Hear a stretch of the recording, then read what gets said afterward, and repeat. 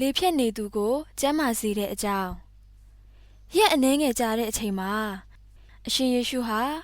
ကပေရနောင်မြို့အိမ်တအိမ်မှာရှိနေတာကိုလူတွေကကြားကြလို့အိမ်တကားနားမှာပြည့်ကျက်နေအောင်အလုအယက်ဆူယုံလာကြတယ်။ကိုတော်ကလည်းသူတို့ကိုတရားဟောတယ်။အဲ့ဒီအချိန်မှာလူ၄ယောက်ဟာလေဖြတ်နေသူတယောက်ကိုအရှင်ယေရှုစီထမ်းခေါ်လာကြတယ်။ဒါပေမဲ့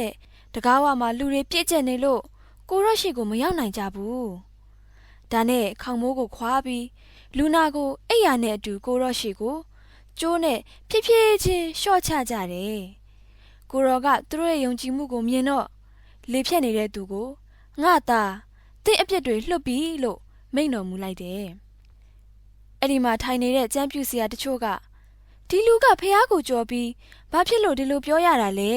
။ဖះကလွဲပြီးဘသူကအပြစ်ကိုခွင့်လွှတ်နိုင်မှာလဲဆိုပြီးတွေးနေကြတယ်။ဒီလိုတွေးနေတာကိုကိုတော်ကချက်ချင်းသိလို့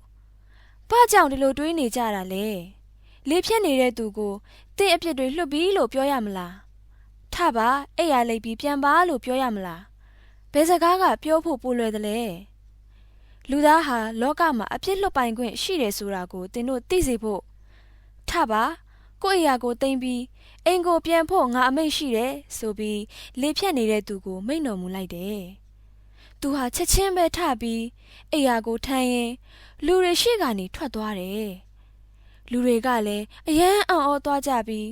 ဒီလိုအဖြစ်ပြက်မျိုးငါတို့တခါမှမမြင်ဘူးဆိုပြီးဘုရားသခင်ရဲ့ဂုဏ်တော်ကိုချီးမွမ်းကြတယ်